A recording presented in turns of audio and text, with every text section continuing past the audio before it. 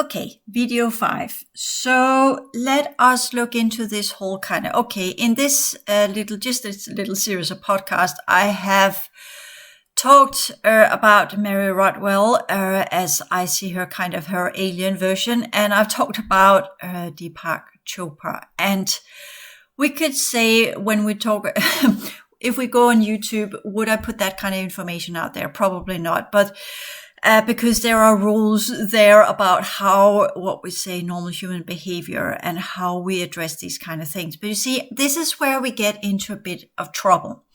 Because when we're doing the normal human-based program, if I was just looking at these two people from completely normal human-based program standpoint, I would have nothing to point at them whatsoever. I would look at both of them saying they have been doing a great job. They have been working in the ways that they feel is right for them, and all of these kind of things, which we are conditioned to talk about each other, which is a good and fine thing. We're not to slander each other and become trolls and do all sorts of negative things, which is being more and more common. But we are also allowed to speak our opinion, which again can be said in the most sarcastic and harmful way. And then we can just say, well, I'm just saying my opinion. I'm just giving my piece to this one. And then we are kind of off the hook, right? So we are in a very, very difficult territory here.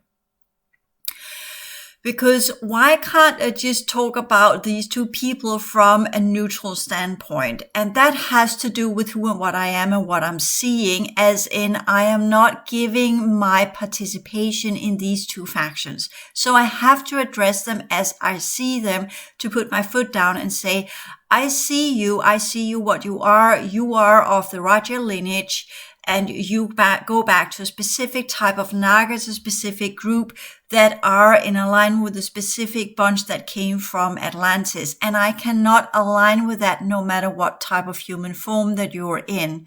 Of course, I could choose not to talk about these people, but I just kind of stumbled upon them to remind me, for reasons and purposes, of how we're going to do this, how we're going to navigate as chaos pilots and change makers in a territorial jurisdictional setting where we are confronting the human interface system, and yet we're seeing that these people are part of different factions that we cannot align ourselves with. So if we do speak nicely about these people in galactic terms and rules of engagement, we are aligning ourselves with them. So we have to separate and segregate ourselves by the words that we're using, because words are energy when you work in density energies. So that's the reason why, even though people can kind of feel, well, that's another difficult path to take. And I completely agree. Who is to say what and how we to say these kind of things? And I've had students I had conversations with where I say things that are completely alignment with their energy system, and yet they're getting enormously offended by it because in that statement, I am addressing who and what they actually are, and people don't take kind to these kind of things. And I also talked about other students and things I'm seeing, and it is very, very difficult when we're doing this work, when we're operating within the base program rule set of how we are to be around each other, to be nice people. And at the same time, we are also having this whole new age community kind of thing where we have made up, this is how we address things. If you go into the scientific community, they can be a little bit more hardcore, or you go to the British Parliament just to take out one there. They're seriously hardcore. So we are also having a new type of behavioral sets that are unfolding across our planet of how we address each other. That kind of goes more with, we had this whole hippie movement and everybody needs to be kind to everybody. And it's cloaked in different variations. British people always kind of put things under the rug, right? We are not allowed to interrupt. We're not allowed to do this and that, whatever, to keep kind of oil on the water, so to speak, to keep things calm and neutral whenever we're addressing each other in spite of our differences. And that's still a good thing to have. But here I'm trying to exemplify some of the situations you will come into when we're talking about the principles.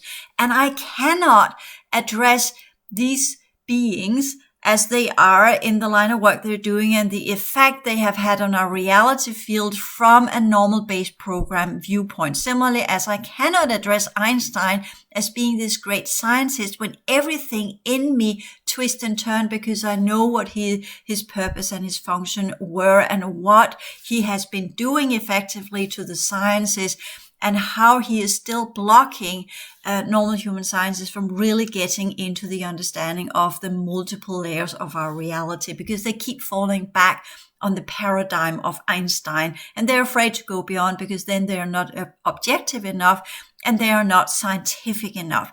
Even when we consider what Einstein actually were and how he came to his conclusions and the help he had from females around him, etc., etc. So there are these multi-layered difficulties in our society of the institutions of how we are to behave, and then yet we are having people on our planet that are pretending to be one thing, but the matter of fact, they are something else. And how do we address that without offending whomever and whatever? How do we talk about these kind of things without aligning ourselves under the rules of engagement of the different alien factions?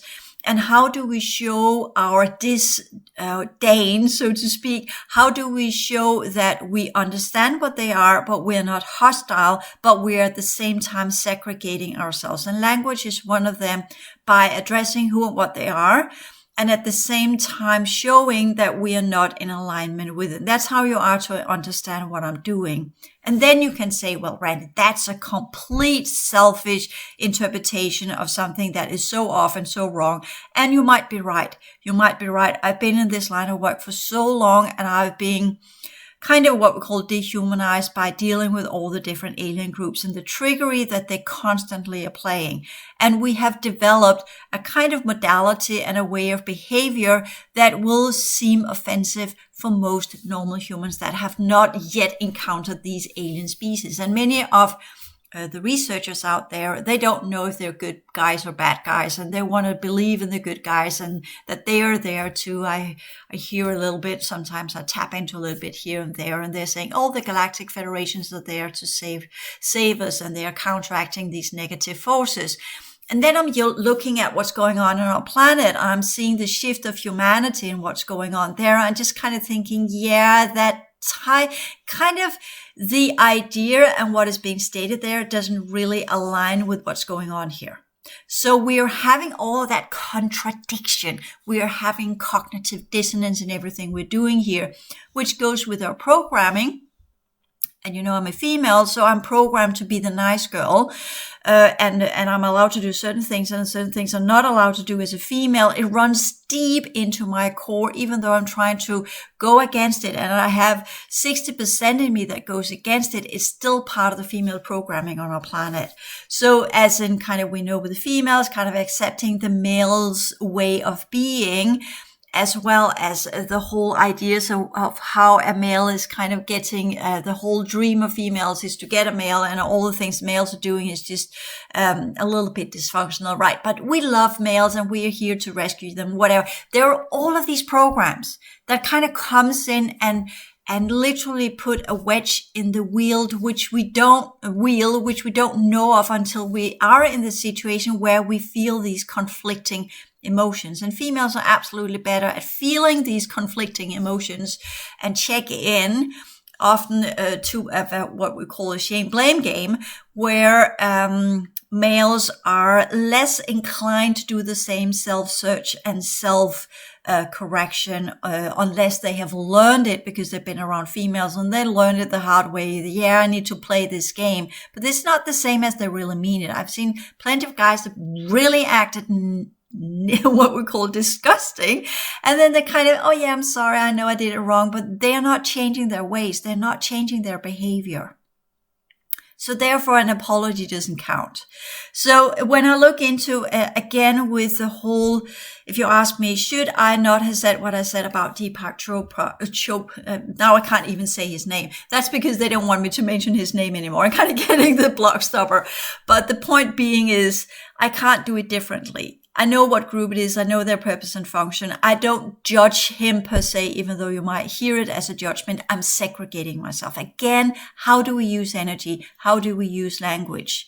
I'm not approaching him by being kind, which kindness is. When you do the kindness modality, you're approaching something from a non-hostile vibration. Whereas when I do what I do and I classify what I'm dealing with, I'm thereby putting my foot down and saying, I know what you are, and I'm not aligning with that. But I'm still allowed to use this as a way of talking about these things, because there are quite a lot of the same type of quote unquote teachers out there that are part of these factions that have positioned themselves as being the helper of mankind, when the matter of the fact is that they are something entirely else.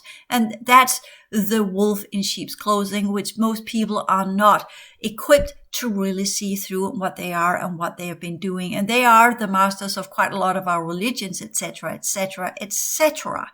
So we are having these bloodlines that are within our reality that are chosen to be part. They're not just business. They are everywhere.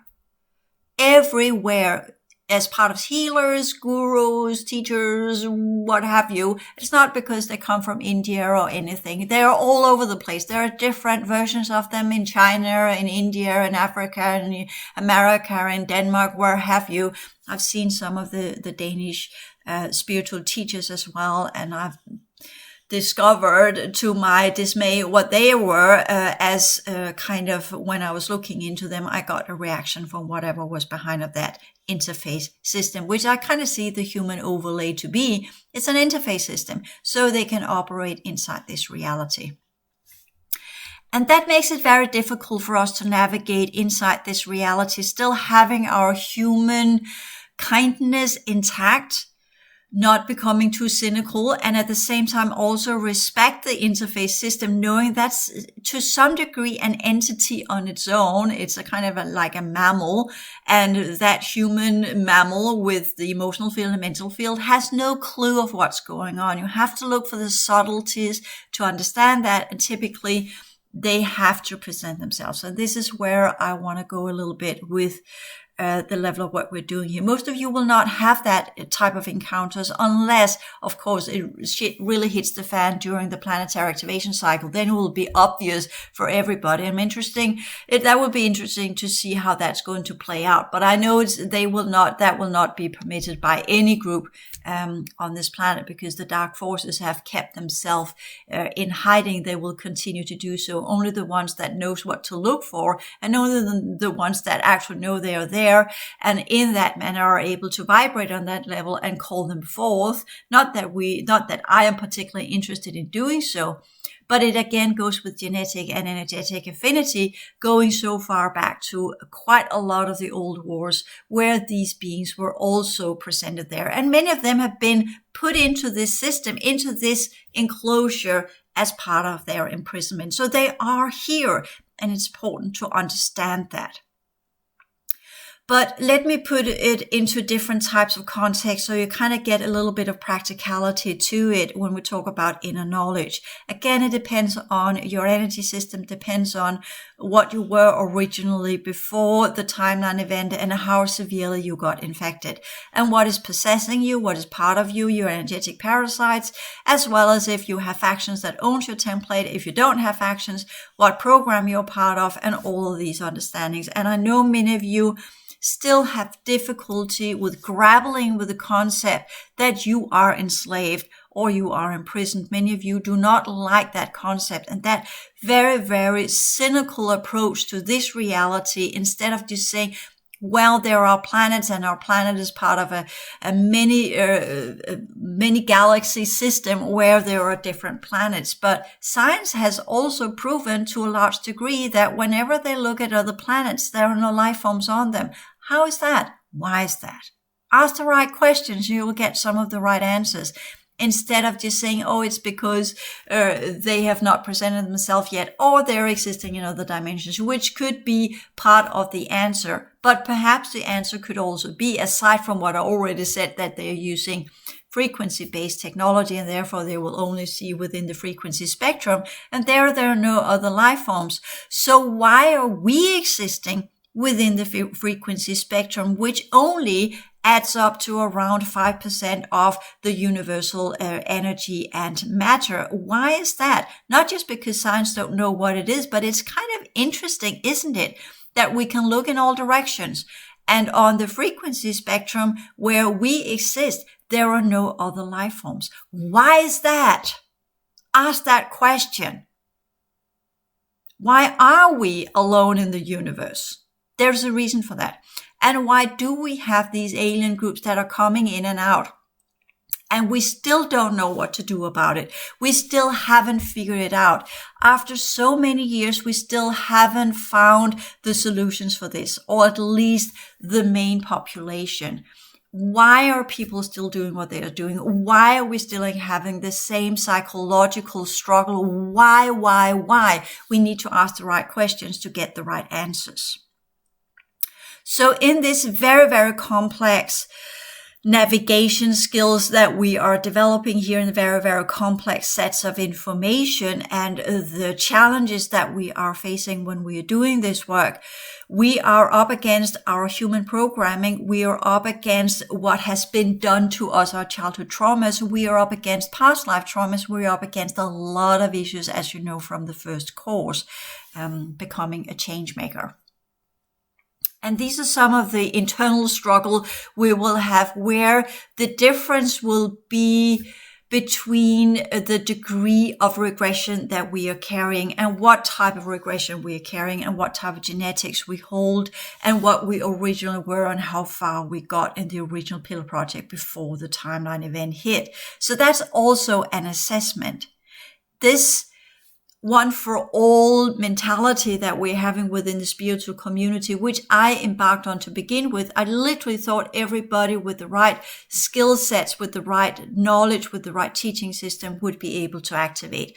But reality has proven me wrong, so to speak, because of the difficulties in the line of work that we're actually up against. And you can also put in, well, perhaps it's part of the game that the more I figure out how to solve things, the more these different groups are coming up with difficulties, because we are running up against AIQ programs, which are then developing, as we are developing our skill sets to understand what we're dealing with, they are developing the further complications of the program. So we will be on a continued journey of no solutions, because whenever we adjust, they adjust, and vice versa. So that's a feedback loop that again creates more distortion or more difficulties in what we're dealing with. So why am I seeing this as a kind of, okay, perhaps it is solvable, perhaps there are solutions in this? And it kind of goes with, interestingly enough, again, with the cartoonish kind of things that portrays nicely. Again, giving confirmation to some of the things I said a very long time ago, and I can't remember where I also saw it.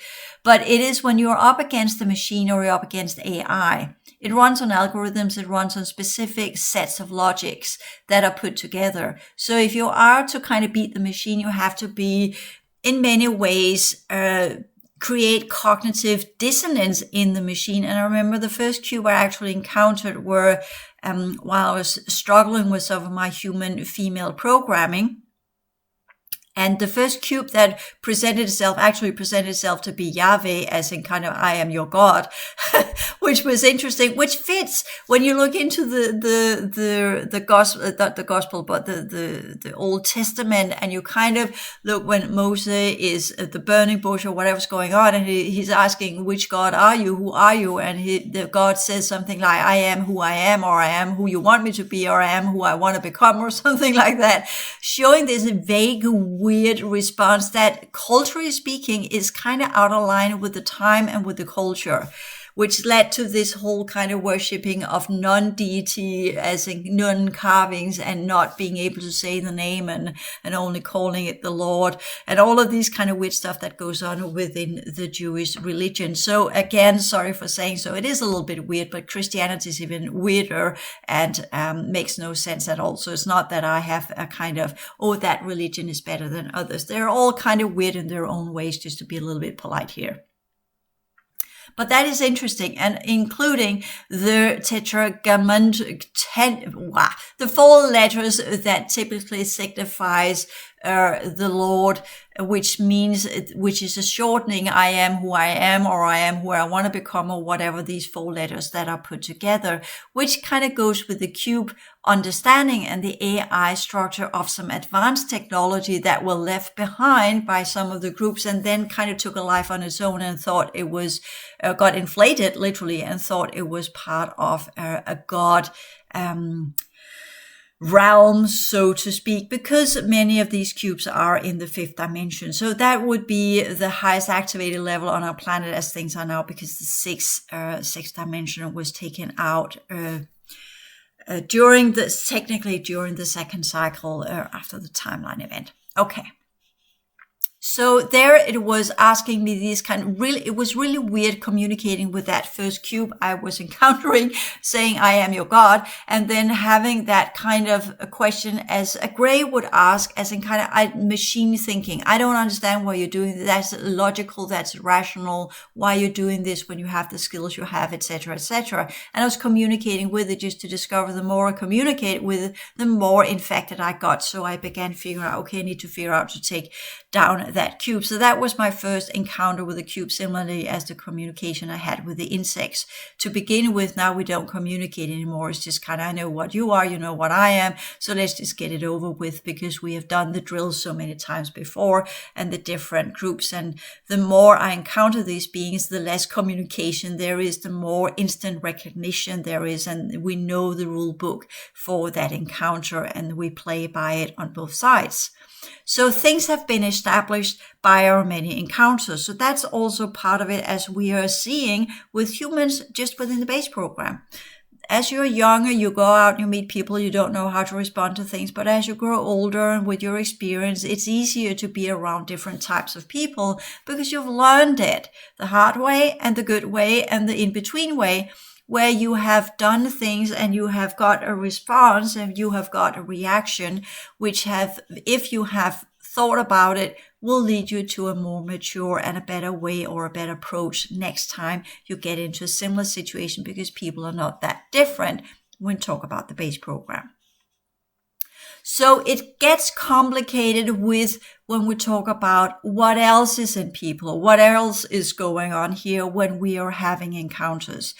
And as I said, that's where I want to draw in a little bit on personal experiences. You know some of it already. I just came to think about this whole where things look through, where you are having this is so interesting when the really dark ones, they're there in humans, because that's where things get really, really movie-like when you are in that situation, because you are this situation. I'm thinking about it with my friend here in Denmark. And she has a daughter that is part of what we call some of the negative agenda, the dark light technology. I kind of seen quite a lot of these kids, and I've been shown this for reasons and purposes. But anyway, so all of this understanding of what's really going on, she has invited one of her friends, and that friend was a high-level dark master. But the girl that was in front of me was a blonde-haired, blue-eyed, gorgeous 16-year-old, which you would not think of being that.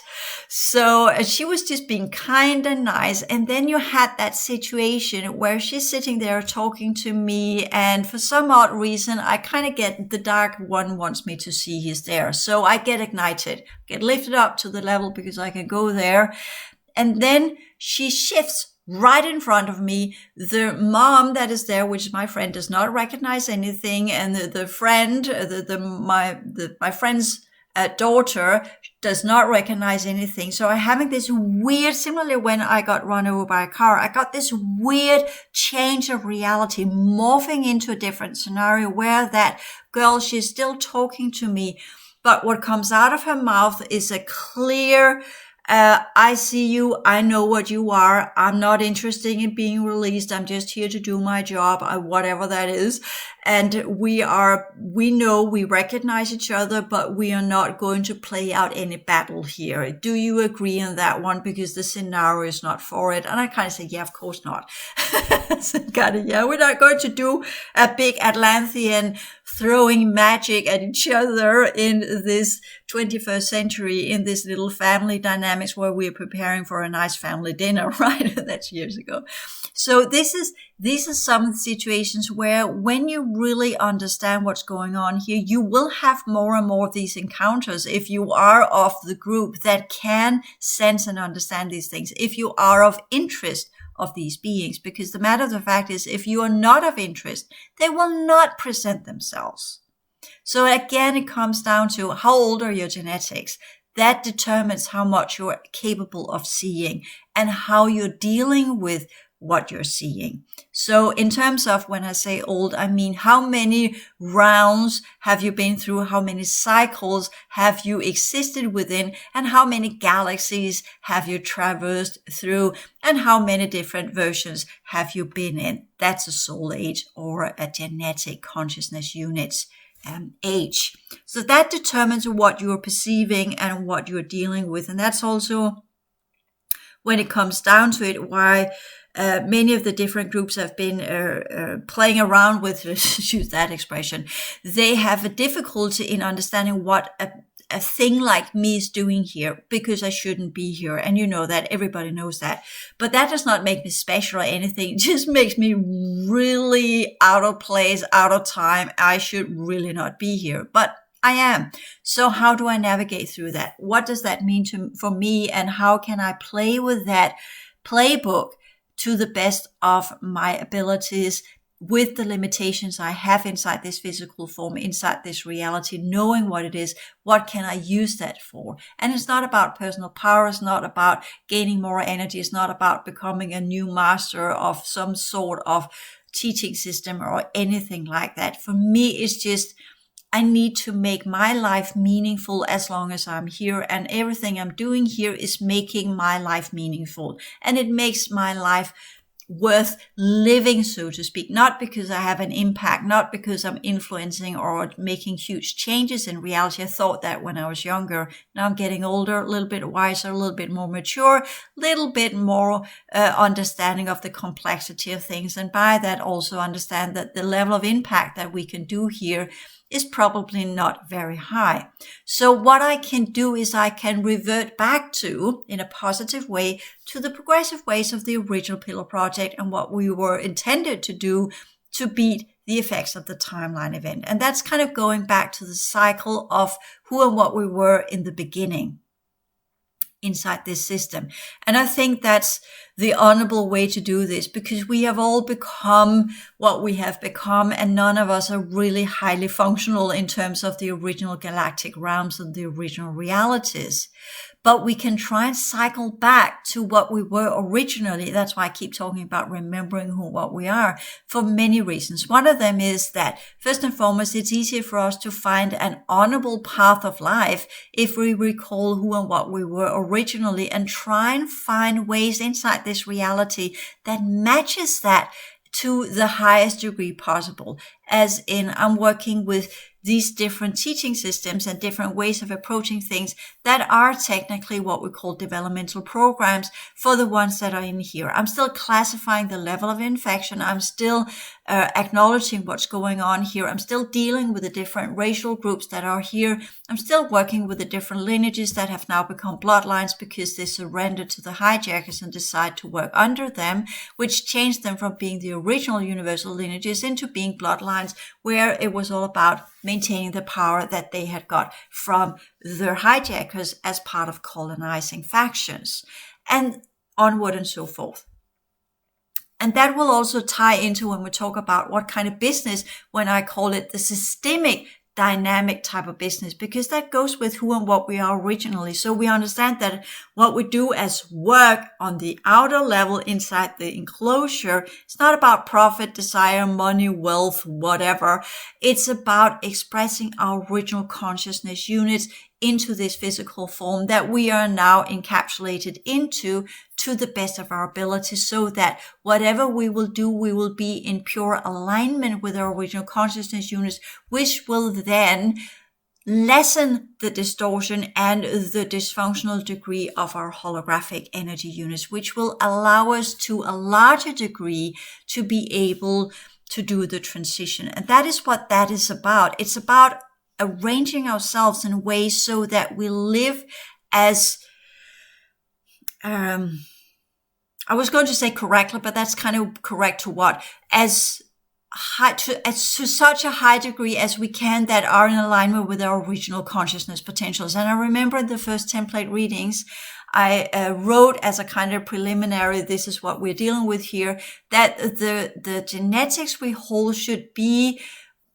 exemplified within professions, within the way we orchestrate our lives, the way we live our lives, so that they are in alignment with our original consciousness potentials. And that still stands. That has not changed at all. So that's part of when the whole kind of, are you a guru kind of thing, where people see you as a savior or anything, the answer is technically no. I'm just a human being like everybody else, expressing my consciousness potentials inside this reality, trying to live up to my own standards of what it means to be a good human and a good person. And I'm trying the very best to adapt and adjust and develop myself out of the consequences, sorry about that, of the reality I've become part of, which is dysfunctional.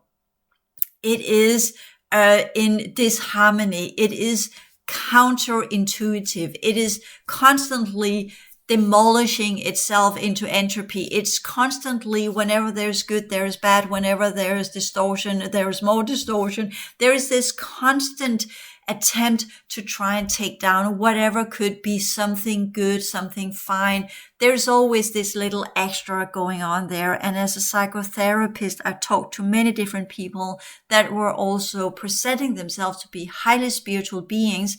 And when you then get into the deeper layers of their human issues and problems and what they're dealing with, they are not that beautifully fancy, perfect type of humans. And I'm not either. None of us are. But we just like to present ourselves to be so. And when we just look at people on YouTube or whatever, they're always presenting themselves from the good sides. And of course, I'm not making videos. I have, but I've taken it down again. I deleted them before I uploaded them when I'm at my worst or when I'm struggling with some of the most difficult things. And some of you that have been with me for a long time, many of you have not been around me for a while because of the work I'm doing. So just kind of said, yeah, I'm isolating myself because that's easier when I'm dealing with all this stuff, because this is the line of work I'm doing. That's for the few. I just recognize that. That's just what it is. I'm not going to give that burden on to others, because that's my burden to bear because of who and what I am and why I'm here and all these kind of things. But why I've been placed here and the dysfunctional understanding of why I'm here, so to speak, that's a difficult way to put it. Let me put it this way. Due to my soul age and whoever and whatever I am, I'm not supposed to be here. I said that before. And because of that, there are some pretty severe ramifications and consequences of that. And that has its toll on others that might actually be here for different reasons that has to do with enslavement or imprisonment or whatever. And that will come to a head when these people are around me, because it will be seen as a provocation from the different factions if I interfere or if I show interest, as I talked about that dark one kind of thing.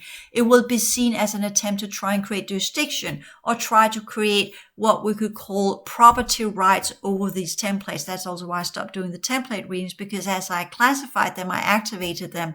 And at the same time, it stirred up a lot of negativity between the different factions because someone else was looking into their property. So that's also the problem that we're dealing with here.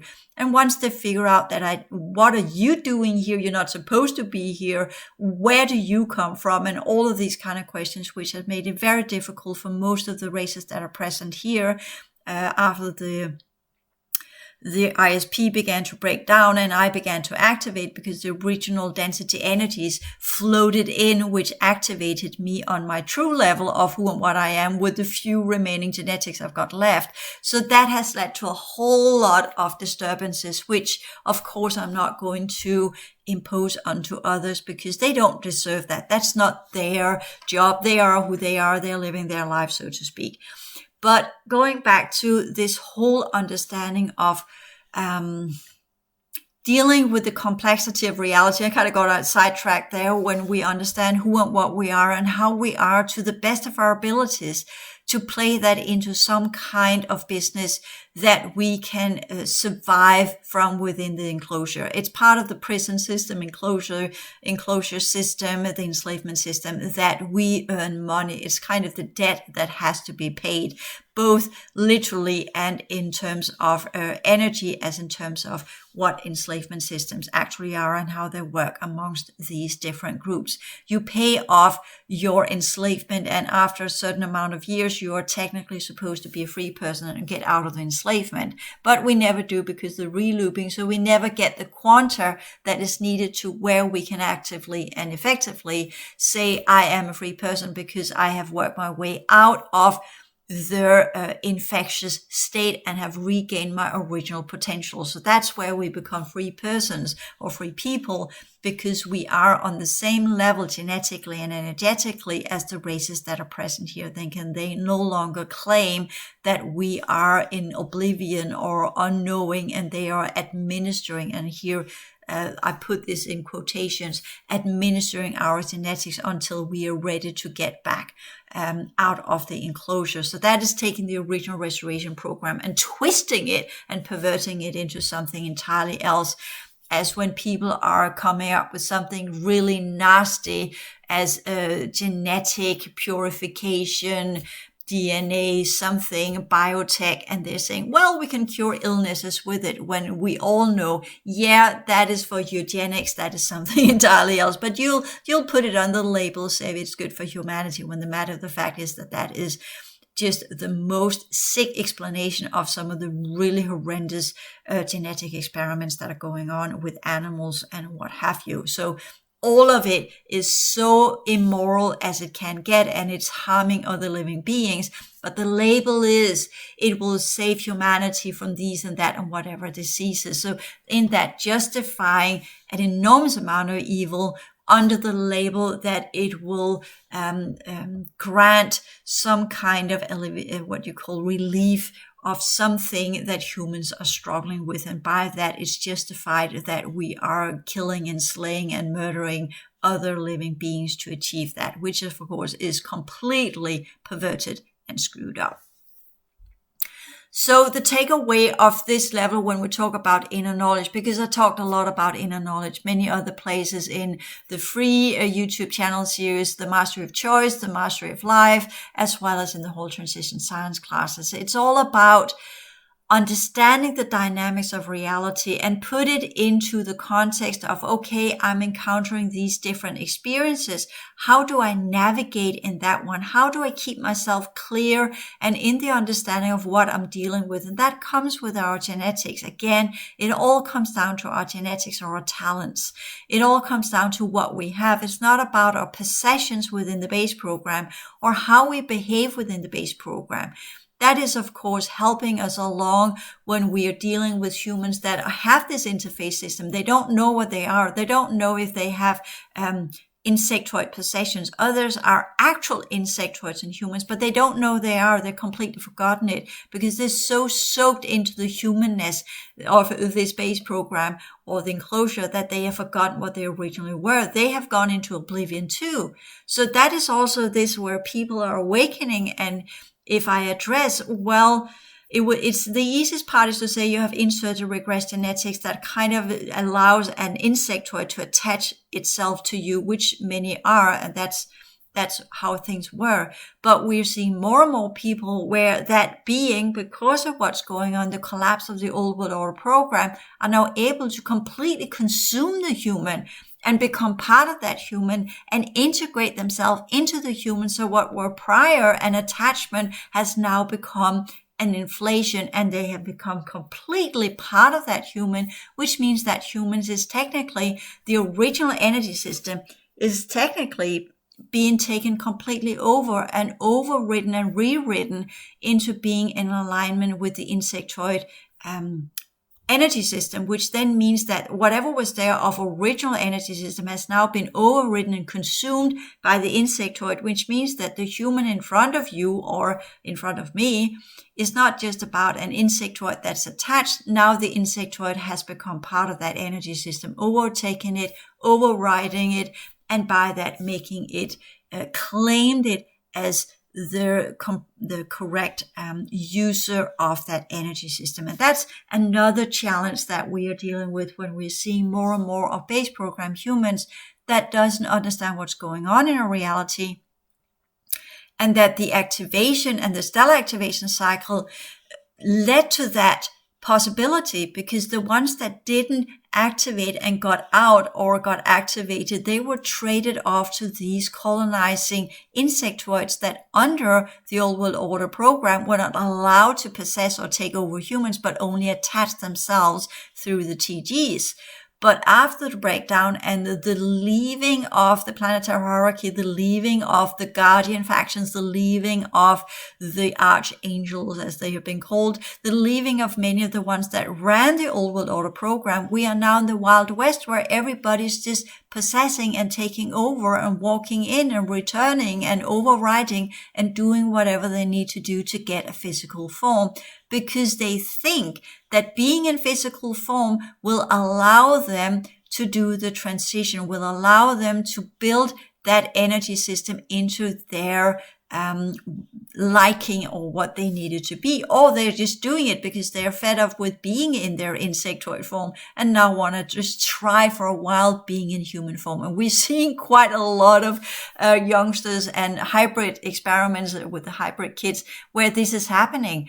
And these insectoids, they're doing all sorts of serious weird shit to the physical form because they don't know how to run the vessel, so to speak. They don't know how to operate it. So they need to have a series of really weird experiences with it to understand, yeah, it works that way. And kind of perhaps what I'm referring to here, or either they choose to completely redefine it, the gender of it, or they do all sorts of weird piercings or put weird things, body paint, body art, body whatever, or cutting themselves, or all sorts of weird stuff to try and take control of the physical form. Similarly, when underworld entities get into human form, they're also doing a lot of weird stuff with it while they're getting in control of the vessel. And I know it sounds like science fiction movies, it sounds like horror movies, doesn't it? But the moment you begin to experience these things literally in reality, not as part of movies or because your neural network is having a glitch or respond in weird ways, it's not just about one incident. It's about a series of incidents that begins to create a pattern from where you begin to understand, okay, the new normal is apparently something completely alien than what it were 10 years ago. And I think that's a very important takeaway in this line of work. Those of us who are still partially part of the original human civilization. I'm not. I never were. So I can't really claim to have that label onto me. I have always been who I were, highly clothed into this human form, and then activating more and more as the base program began to break down. So I know that will happen for others as well. And that's the challenge as a chaos pilot too, that we begin to navigate in a system that were made for one purpose, been altered into something else. And we have got a lot of different beings here in human forms that technically should not be here. And how that is going to play out, I really don't know. We have seen plenty of movies where this is part of the human future.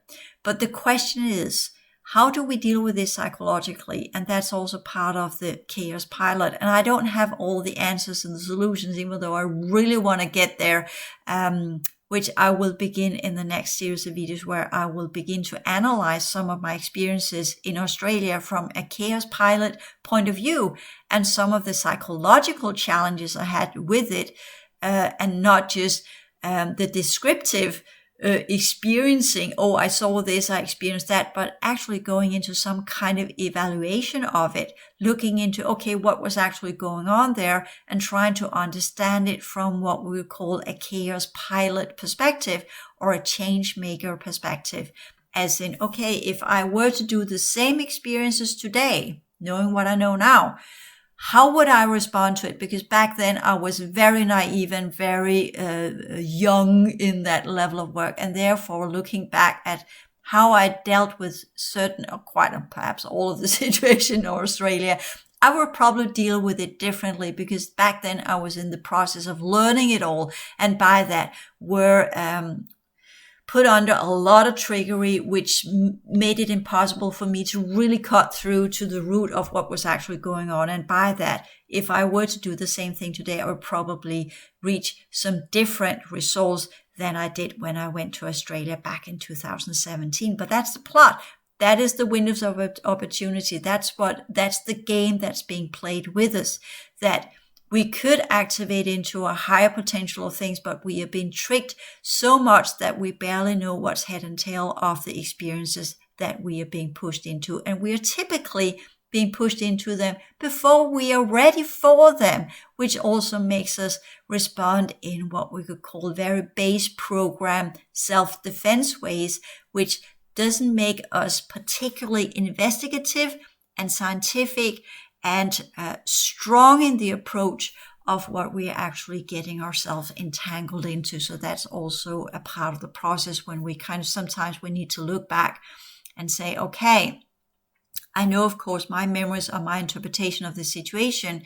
And I have had some kind of joined people around me in this situation, joining the situation and their interpretation of it. But my interpretation were typically different than their interpretation. And that's the problem when we talk about density energies and seeing and perceiving in a reality information, because we will filter it through our consciousness potentials, the level that we had achieved in the Pillar Project, the degree of infection, the degree of regressed genetics, etc., etc. You know the drill. So therefore, we will come to different conclusions. And again, going back to the inner knowledge, when it all comes down to it, we are the tool that we have. It's not as much about learning specific tools. It's about developing the tools by the experiences that we are having and by the encounters and how we deal with them. The weaknesses we have in this situation, our ability to transform our weaknesses into strength, our ability to work with energy, and our ability to detect the different types of genetics that do not belong in our energy system. That's also why we need to kind of have a slight understanding of who and what we are and operate in the original ways of who and what we were, even though it's technically impossible because of the physical form we have, but to the highest degree that is possible for us inside the enclosure. That will assist us when we are in all of these very difficult situations where we are to make very difficult choices, and the manipulative degree of experiences that we are experiencing are run by cubes or are run by specific programs that are put to derail us and lead us down the rabbit hole instead of leading us to the window of opportunity where we could reconnect to original versions of ourselves on timelines, and by that regain some of our original inner knowledge that is stored in our consciousness units. Thank you.